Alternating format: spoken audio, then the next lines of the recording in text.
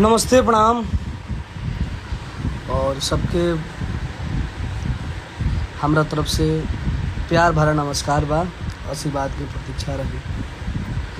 और आज हमार एगो बड़ी ज़बरदस्त गाना स्पीड रिकॉर्ड भोजपुरी चैनल से आइल बा, बर्बाद कर देम तोरो के। और गाना काफ़ी अच्छा गाना बा, तो हम चाहम कि आप सब ज़्यादा से ज़्यादा ये गाना के सुनी जा और अपने भाई टुनटुन यादव के भर भर के प्यार आशीर्वाद दीजिए। हालांकि कल शाम के वो और गाना के वीडियो आई रहे जादव जी के, वो जान लागेलू, लाल सड़िया में पान लागेलू, तू तो जादव जी के जान लागेलू, नया चौकी के पिसान लागेलू, तू तो जादव जी के जान लागेलू। तो आप लोग भर भर के प्यार आशीर्वाद दीजिए अपने भाई को।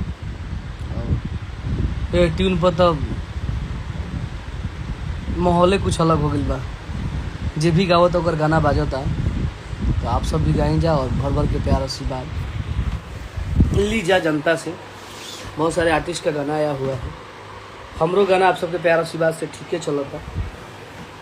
और एक और गाना हम गाए हैं लेकिन अभी छोड़े नहीं हैं, पहले इसको चढ़ा लेने दीजिए मार्केट में। हाँ, नया चौकी के पिसान लागेलू, तू तो जादव जी के जान लागेलू।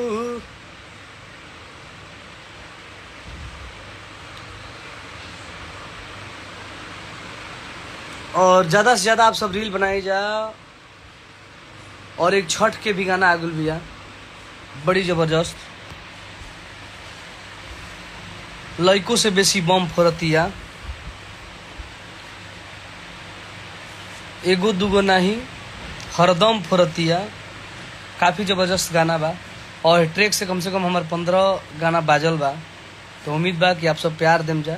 तो हम अभी थोड़ी देर पहले अपने अब मेन आईडी से रील बनाए हैं, तो आप लोग भी इस गाने पर रील बनाइए और अपने भाई को भर भर के प्यार आशीर्वाद दीजिए। एक और गाना आया है आद्या फिल्म से, जिस गाना का नाम है माड़ो के बांस।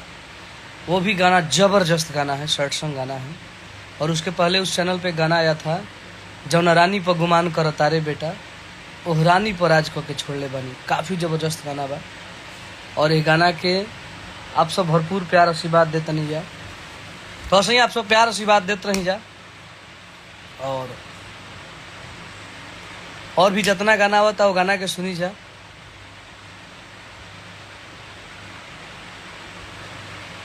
और सभी भाई के दिल से प्रणाम बा।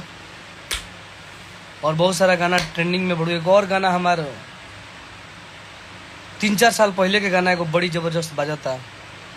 हर की दिल में रखनी यार तो के, डीपी में रखनी सैया के। काफी जबरदस्त गाना बा। एक और गाना बज रहा है कि घूमता हूँ अकेले क्योंकि जादव जी के बेटा हूँ। ये भी गाना जबरदस्त बज रहा है। तो आप लोग भर भर के प्यार आशीर्वाद दीजिए। और नया समय आ रहा बा और दुर्गा पूजा छठ पूजा के बाद एगो यूट्यूब के एगो जनता के माहौल ही अलग हो जाला। और मार्च अप्रैल मई जून जुलाई तक एकदम जबरदस्त तरीका से आदमी नया मौसम में रहेला। और यूट्यूब पे आप सब भर भर के प्यार आशीर्वाद अब देवे लगनी। बहुत सारे सुपरस्टारों का गाना एक दिन में 2 मिलियन 1.5 मिलियन जाने लगा।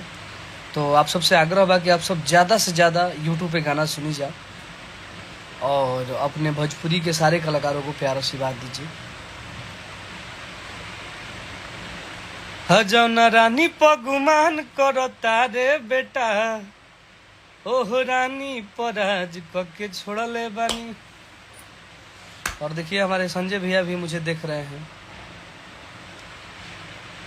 तो सही भर भर के प्यार देते रहो।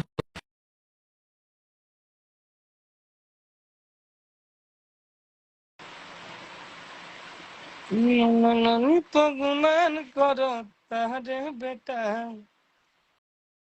ओह रानी पराज।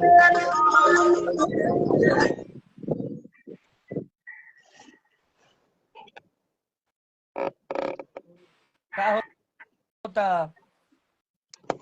सुना सही होने जाता। हाँ,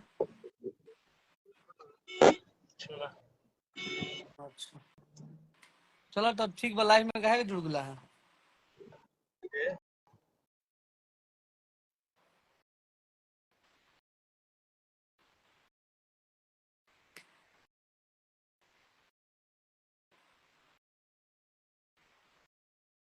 आप लोग भर भर के प्यार आशीर्वाद दीजिए। और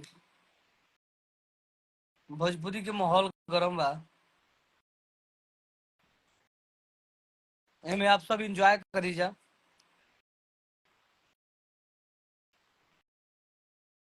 और बहुत सारा गाना आइल बा, गाना के सुनी जा और भर भर के प्यार आशीर्वाद दी जा।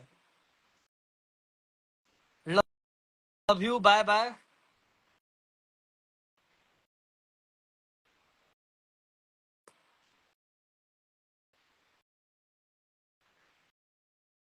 कुछ भाई लोग लिख रहे हैं कि भैया माहौल के बारे में कुछ बोलिए। भैया माहौल तो देखते बड़ा लोग, नया टाइमिंग आ रहा बनो, टाइमिंग में थोड़ा सा माहौल कुछ होला, हर साल होला। तो बस आप लोग एंजॉय करिए, जिसको चाहते हैं उनका गाना सुनिए और भर भर के प्यार आशीर्वाद दीजिए। आप लोग जिस आर्टिस्ट को आप लोग प्यार दीजिएगा, हम खुश हैं। सबका गाना सुनिए और सबको भर भर के प्यार आशीर्वाद दीजिए।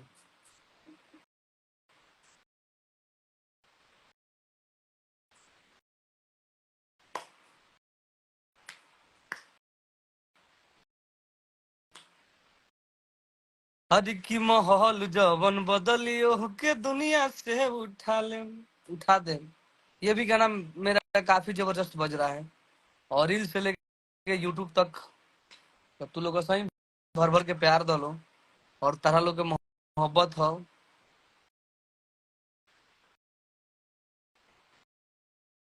और मैं फेसबुक पे थोड़ा सा लाइव आ रहा हूँ, आप लोग आइए, थोड़ा सा फेसबुक पे बात किया जाए।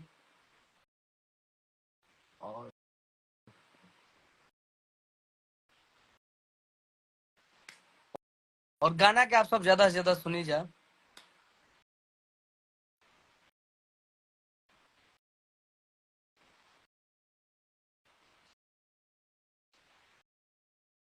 Love you, bye bye. जय हो भगवान सूर्य पूजन।